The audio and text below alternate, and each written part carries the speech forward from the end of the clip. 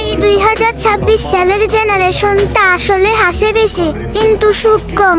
স্টোরিতে স্মাইল দেয় কিন্তু রাতে বালিশ ভিজায়।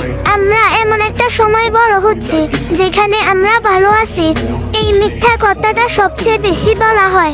বন্ধুদের সাথে হাসি, আড্ডা, রিলস সবকিছুই ঠিক আছে, কিন্তু ভিতরে ভিতরে প্রতিটা মানুষ নিজের সাথে যুদ্ধ করছে। কারো টাকা নেই, কারো ভালোবাসা নেই, কারো পরিবার বোঝে না, আর কেউ কেউ সবকিছু থাকা সত্ত্বেও শান্তি পায় না।